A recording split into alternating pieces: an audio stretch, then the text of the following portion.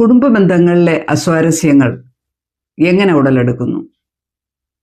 ഒരു ഗൾഫുകാരൻ്റെ കുടുംബജീവിതം. ഗൾഫുകാരൻ ഗൾഫിലും ഭാര്യയും മക്കളും നാട്ടിലും ബന്ധുക്കൾക്കൊപ്പം. അവിടെ ഉടലെടുക്കുന്ന അസ്വാരസ്യങ്ങളുടെ ഒരു രീതി, വരുന്ന വഴി, അതാണ് ഇന്നത്തെ വീഡിയോ. വിവാഹം കഴിഞ്ഞു, പുതിയ ജീവിതം കെട്ടിപ്പടുത്തു. വിവാഹാനന്തരം ഭർത്താവ് ഗൾഫിൽ പോകുന്നു, അല്ലെങ്കിൽ വിദേശത്ത് ജോലി നേടുന്നു. ഭാര്യ വീട്ടിൽ ഭർത്തൃ വീട്ടുകാർക്കൊപ്പമോ അല്ലെങ്കിൽ ഭാര്യ വീട്ടുകാർക്കൊപ്പമോ ഏത് സ്ഥലത്തുമായിട്ടോ, മിക്കവാറും ഭർത്തൃ വീട്ടിലായിരിക്കും. അങ്ങനെ അവർ ജീവിച്ചു പോകുന്നു. സന്തോഷമായ ജീവിതം. മുൻപോട്ട് നീങ്ങവേ ചെറിയ ചെറിയ കാര്യങ്ങൾ, കുറ്റവും കുറവും ഈ പെൺകുട്ടിയുടെ പ്രശ്നങ്ങൾ, കാര്യങ്ങൾ ചെറുതായിട്ട് അവളിലുള്ള പോരായ്മകൾ ചൂണ്ടിക്കാണിച്ച് മകന് അല്ലെങ്കിൽ ആങ്ങളയ്ക്ക്, ഗൾഫുകാരന്, ഭർത്താവിന് ഓരോ മെസ്സേജുകൾ അയച്ചുകൊണ്ടേയിരിക്കും. ഇവിടെ ഇങ്ങനെയാണ്, അങ്ങനെയാണ്, അവളങ്ങനെയാണ്, അവളിങ്ങനെയാണ്, വീട്ടിൽ പോയി വന്നില്ല, 2 ദിവസമായി. അങ്ങനെ ഓരോ കാര്യങ്ങളിൽ ഓരോ പ്രശ്നങ്ങളുമായിട്ടിങ്ങനെ നീങ്ങി പോകുന്നുണ്ടാകും.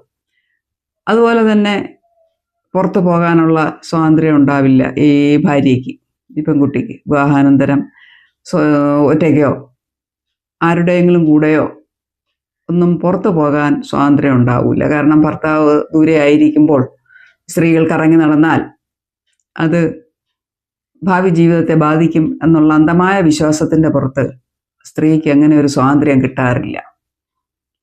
അപ്പോൾ അവരുടെ ആവശ്യങ്ങൾ ഭർത്തൃമാതാവ് വഴിയോ ഭർത്താവിൻ്റെ സഹോദരങ്ങൾ വഴിയോ ഭർത്താവിൻ്റെ പിതാവ് വഴിയോ ഒക്കെയാണ് ഇവരുടെ കാര്യങ്ങളും നടന്നു പോകുന്നത്. അപ്പോൾ അവിടെ സാമ്പത്തിക സ്വാതന്ത്ര്യം കാണത്തില്ല. അതുപോലെ സാമൂഹ്യ വ്യവസ്ഥിതികളിൽ കാണാനോ കേൾക്കാനോ കാണാനോ പോകാനുള്ള സ്വാതന്ത്ര്യമില്ല. എല്ലാത്തിനും ഒരു റെസ്ട്രിക്ഷൻ ആയിരിക്കും. ഈ പെൺകുട്ടി ഭർത്താവിൻ്റെ അച്ഛനമ്മമാർക്കൊപ്പം, സഹോദരങ്ങൾക്കൊപ്പം ഭർത്തൃ കുടുംബത്തിലായിരിക്കും താമസിക്കുന്നത്. അവളുടെ ആവശ്യങ്ങളും കാര്യങ്ങളും എല്ലാം നിറവേറ്റുന്നതും അവർ തന്നെയായിരിക്കും. അതിലൊന്നും തെറ്റില്ല. അങ്ങനെ തന്നെയാണ് നമ്മുടെ കുടുംബ വ്യവസ്ഥകൾ. അച്ചടക്കത്തോടു കൂടി തന്നെയാണ് പോകേണ്ടത്. പക്ഷെ അതിലെ പ്രശ്നമെന്ന് പറയുന്നത്, അവൾക്ക് ഒരു കാര്യങ്ങൾക്കും സ്വാതന്ത്ര്യം കാണില്ല. അവൾക്ക് അവളുടെ പേരിൽ ഭർത്താവ് ക്യാഷ് അയക്കാൻ പാടില്ല അവളുടെ ചെലവുകൾക്ക്. അത് പേരൻസ് വഴിയോ സഹോദരങ്ങൾ വഴിയോ ആകും. അവൾക്ക് നേരിട്ട് അവളുമായിട്ട് കോണ്ടാക്ട് ചെയ്യാൻ സമ്മതിക്കാതാവുക. സംസാരം, ഫോണിലൂടെയുള്ള സംസാരം ബ്ലോക്ക് ചെയ്യുക. ക്രമത്തിലധികം സംസാരിക്കാതിരിക്കാൻ നോക്കുക. ഇതിൻ്റെയൊക്കെ പിറകിൽ സാമ്പത്തിക ലാഭം, പയ്യൻ്റെ മകൻ്റെ ക്യാഷ് മൊത്തം അവൾക്കായി പോകും. അതിൻ്റെ ആനുകൂല്യം അനുഭവിക്കേണ്ടത് ഞങ്ങൾ പേരൻസും സഹോദരങ്ങളുമാണ്. മൊത്തം അവൾക്കായി പോകരുത്, അവൾ പിടിച്ചെടുക്കരുത് മൊത്തവും. അങ്ങനെ അസ്വാരസ്യങ്ങൾ കുറേശ്ശെ മുമ്പോട്ട് വരുമ്പോൾ ഈ ഭാര്യാഭർത്തൃ ബന്ധത്തിലും ഉലച്ചിലുകളുണ്ടാകും. പരസ്പര വിശ്വാസക്കുറവ്, ഇവർ പറഞ്ഞു കൊടുക്കുന്ന അങ്ങോട്ടും അവർ പറഞ്ഞു കൊടുക്കുന്ന ഇങ്ങോട്ടുമായിട്ട് അസ്വാരസ്യങ്ങൾ. ഇതിനിടയ്ക്ക് ഈ വിഷയങ്ങൾ ഭാര്യ വീട്ടുകാരറിയും. അപ്പോൾ അവരുടെ ഉപദേശങ്ങളും നിർദ്ദേശങ്ങളും വിഷമങ്ങളും ആകുലതകളും എല്ലാം കൊണ്ട് കുടുംബജീവിതം പാടെ അസ്വസ്ഥമാകും. അപ്പോൾ ഇതെവിടെന്നാ തുടങ്ങിയത്? ഇവളുടെ ചെറിയ ചെറിയ പോരായ്മകൾ, കുറ്റങ്ങൾ, കുറവുകൾ പറഞ്ഞു കൊടുത്തു, പറഞ്ഞു പിടിപ്പിച്ചു. ദൂരെ നിൽക്കുന്നവന് ഇതൊന്നും അറിയുന്നില്ലല്ലോ. അങ്ങനെ കുറേശ്ശെ ഇഞ്ചക്ഷൻ കൊടുത്ത്, അതായത് ഈ ഭർത്താവെന്ന് പറയുന്ന ഈ പയ്യൻ, എൻ്റെ മകൻ അല്ലെങ്കിൽ എൻ്റെ ആങ്ങള, എനിക്കൊപ്പം തന്നെ നിൽക്കണം, ഞാൻ പറയുന്നത് തന്നെ കേൾക്കണം, അവൻ്റെ ആദായങ്ങളും ആനുകൂല്യങ്ങളും എനിക്ക് കിട്ടണം, അതിന് ശേഷമേ അവൾക്ക് കിട്ടാവൂ, മൊത്തം അവൾ എടുക്കരുത്, മൊത്തം അവൾക്കായി പോകരുത്. വിവാഹിതയാണെങ്കിലും ഈ സഹോദരിമാരും എപ്പോഴും വീട്ടിൽ വരികയും സഹോദരനുമായിട്ട് നല്ല ബന്ധം കീപ്പ് ചെയ്യുകയും സഹോദരൻ്റെ ആനുകൂല്യങ്ങൾ ക്രമത്തിലധികം നൽകുകയും പിടിച്ചു വാങ്ങിക്കുകയും ചെയ്യുന്നത് ഈ ഭാര്യ നോക്കി നിൽക്കുകയായിരിക്കും. അവളോട് അത്രയും അടുപ്പവും കാണിക്കില്ല, സ്വതന്ത്രമായിട്ട് സംസാരിക്കുകയില്ല, ഒരു സംശയത്തിൻ്റെ കണ്ണിൽ അവളെ കാണുകയും ചെയ്യും. അപ്പോൾ ആ കുട്ടിയുടെ ജീവിതം മനോവിഷമത്തിലാകും. അത് അധികം സംസാരിക്കാതാകും, മൂലയിൽ ഒതുങ്ങിക്കൂടും, പുറത്തോട്ട് പോകാനുള്ള സ്വാതന്ത്ര്യമില്ല, കല്യാണങ്ങൾക്കോ വിശേഷങ്ങൾക്കോ നാമമാത്രമായിട്ട് ഈ കുടുംബാംഗങ്ങൾക്കൊപ്പം പോകാവും. വർഷത്തിലൊരിക്കലോ ലീവിനോ നാട്ടിൽ വരുന്ന ഭർത്താവ് കൂടുതൽ സഹകരണവും സമയവും ഭാര്യയുടെ ഒപ്പം ഉള്ളതിനേക്കാൾ കൂടുതൽ അച്ഛനമ്മമാരോടോ അല്ലെങ്കിൽ സഹോദരങ്ങളോടോ ചെലവഴിക്കും. അവരപ്പോഴും അവളുടെ പോരായ്മകളോ കുറ്റങ്ങളോ കുറവുകളോ പറഞ്ഞുകൊണ്ടേയിരിക്കും. ഇത് ബന്ധങ്ങളിൽ ഉലച്ചിലാകും. ആ യാത്ര അങ്ങനെ കടന്നു പോകും. ഇതിനിടയ്ക്ക് കുട്ടികളായാലും അവരുടെ വിദ്യാഭ്യാസം ആയാലും എല്ലാം അവർക്കുള്ള ചെലവ് സ്വന്തം പേരൻസ് വഴിയോ സഹോദരിമാർ വഴിയോ സഹോദരങ്ങൾ വഴിയോ ആയിരിക്കും. ഒരിക്കലും ഭാര്യയെ വിശ്വാസത്തിലെടുക്കൂല. ഭാര്യയെ വിശ്വാസത്തിലെടുക്കാത്ത കാര്യം, ഭാര്യയ്ക്ക് പൈസ അയച്ചു കൊടുത്താൽ അവൾ ക്രമത്തിലധികം ചെലവഴിച്ചു കളയും. അപ്പം ആ ഒരു സ്വാതന്ത്ര്യം നാട്ടിൽ നിൽക്കുന്ന ഭാര്യയ്ക്ക് നൽകാറില്ല. അവിടെ സൊസൈറ്റിയിലെ ഒരു മൂല്യച്യുതിയല്ലേ അവിടെ നമ്മൾ കാണുന്നത്. ആ അവിശ്വാസം ആ ഒരു കുടുംബജീവിതത്തെയല്ലേ ബാധിക്കുന്നത്.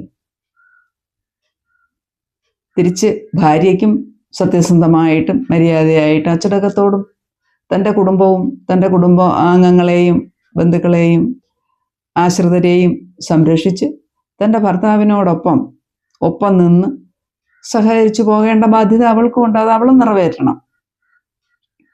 അതിനു മുമ്പേ തന്നെ ഭാര്യയും ഭർത്താവും തമ്മിൽ സൗഹൃദമാകുന്നതിന് മുമ്പേ തന്നെ ഇവിടെ കുറ്റം പറഞ്ഞ് കണ്ടുപിടിച്ച് ആക്ഷേപിച്ച് അവർ തമ്മിൽ ഒരു ഐക്യമില്ലായ്മ ഉണ്ടാക്കി നേരെ കൈ കൊടുത്തിട്ടുണ്ടാകും. ഒട്ടുമിക്ക കുടുംബങ്ങളിലും നമ്മൾ കാണുന്ന അതാണ്. ഭർത്താവ് ദൂരെ ആയിരിക്കുക, ഭാര്യ നാട്ടിൽ ബന്ധുജനങ്ങളോടൊപ്പം ആയിരിക്കുക. പ്രശ്നങ്ങൾ ഉടലെടുത്തത് തന്നെ. മക്കളുടെ വിദ്യാഭ്യാസം എത്തിയാലും മക്കൾ വലുതായാലും ഭർത്താവ് നാട്ടിൽ വന്ന് നിന്നാലും ട്രീറ്റ്മെൻറ്റ് ഇതേ രീതിയിൽ തന്നെ ആയിരിക്കും. സഹോദരങ്ങൾ അപ്പോഴേക്കും ഒരു പക്ഷേ അച്ഛനും അമ്മയും ഒക്കെ മരിച്ചു പോയിട്ടുണ്ടാകാം. പിന്നെ സഹോദരങ്ങളെ കാണും. അപ്പോഴും ഈ സഹോദരങ്ങളും ബന്ധുസ്ഥാനീയരും ആശ്രിതരും ഈ പയ്യനെ അല്ലെങ്കിൽ ഈ ഭർത്താവിനെ പിടിവിടാതെ പിടിച്ചിട്ടുണ്ടാകും. അവരുടെ കയ്യിൽ നിൽക്കണം, അവർ പറയുന്നത് കേൾക്കണം, അവരുടെ അനുസരിച്ച് ജീവിച്ചു പോകണം.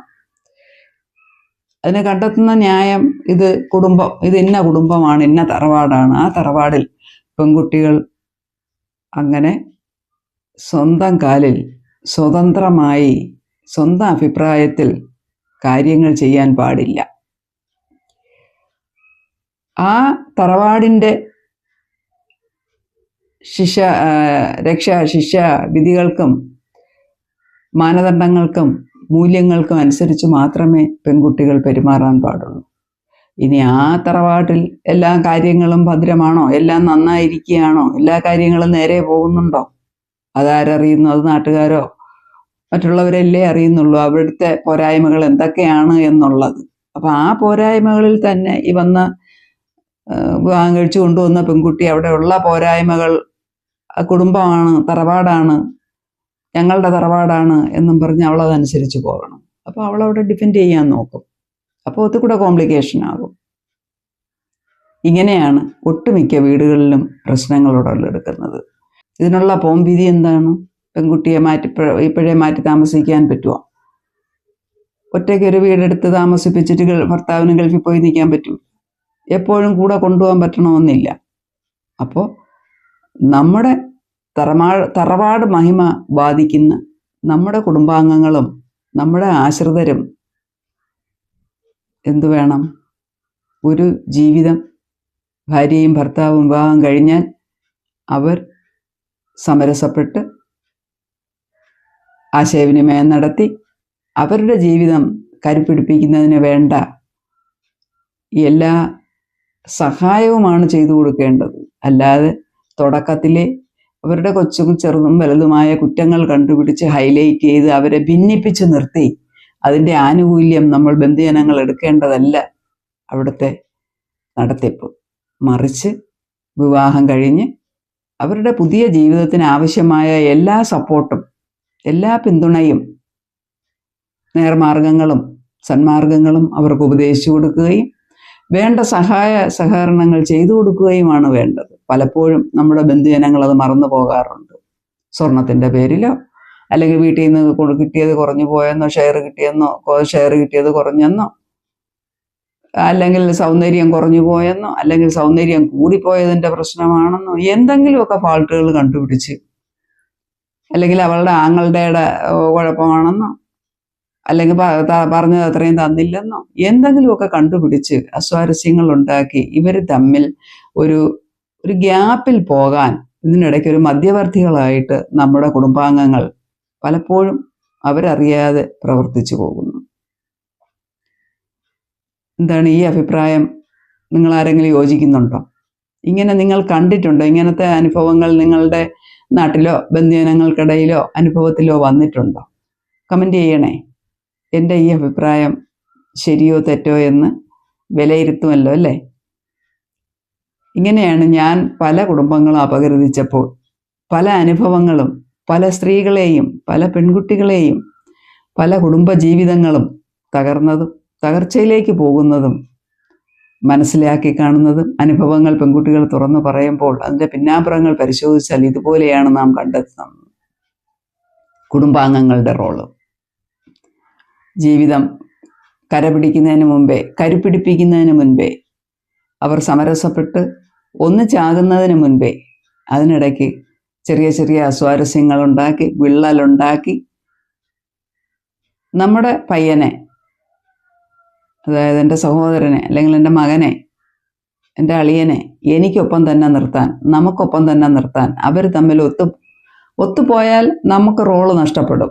അത് അവർക്ക് സഹിക്കാൻ കഴിയത്തില്ല. ആ ഒരു കുശുമ്പിൻ്റെയോ അസൂയയുടെയോ പുറത്ത് ആ ബന്ധങ്ങളിൽ ഉലച്ചിലുണ്ടാക്കി സ്വയം ആസ്വദിക്കുന്നവർ ഒന്ന് തിരിച്ചറിയുമല്ലോ അല്ലേ? ഒരു കുടുംബജീവിതമാണ് നഷ്ടപ്പെടുന്നത്. നമ്മൾ ആ വഴി തീരുമാനിക്കരുത്. നമ്മൾ ഉറപ്പിച്ച് തീരുമാനിച്ച് പ്രകാരമുള്ള വിവാഹം കഴിഞ്ഞു. അവർ അല്ലെങ്കിൽ എങ്ങനെയെങ്കിലും അവരുടെ വിവാഹം കഴിഞ്ഞാൽ അവർ ഭാര്യാഭർത്താക്കന്മാരായി അവരുടെ മക്കളോടൊപ്പം അവരുടെ കുടുംബ ജീവിതം സ്വസ്ഥമായിട്ട് നയിച്ചു പോകാൻ ആവശ്യമായ പിന്തുണയാണ് നമ്മുടെ സഹോദരൻ സ്ഥാനീയരിൽ നിന്ന് നമുക്ക് നൽകാൻ കഴിയേണ്ടത്, നൽകേണ്ടത്. ആ സപ്പോർട്ടാണ് നമ്മുടെ കുടുംബ ജീവിതം കരുപ്പിടിപ്പിക്കാൻ ആവശ്യമായത്. ആവശ്യമായ സമയത്ത് വേണ്ട സപ്പോർട്ട് കൊടുക്കുക. തെറ്റായ വഴിയിൽ പോകാത്ത വിധം വേണ്ട ശ്രദ്ധ ചെലുത്തുക. ഉപദേശങ്ങളും നിർദ്ദേശങ്ങളും മാർഗനിർദ്ദേശങ്ങളും കൊടുക്കുക. സൗഹൃദമായിരിക്കുക. ഇതെല്ലാം പിറകിൽ നിന്ന് നമ്മുടെ കുടുംബാംഗങ്ങൾ നമ്മുടെ ഭദ്രമായ കുടുംബജീവിതത്തിന് നമ്മുടെ മക്കൾക്കും മരുമക്കൾക്കും നൽകേണ്ടതാണ്. ഇതാണ് ഈ വീഡിയോയിലൂടെ എനിക്ക് പറയാനുള്ളത്. വീഡിയോ ഇഷ്ടപ്പെട്ടാൽ കമൻറ്റ് ചെയ്യാനും ലൈക്ക് ചെയ്യാനും മറക്കരുത്. മറ്റൊരു വീഡിയോയുമായി വീണ്ടും കാണാം.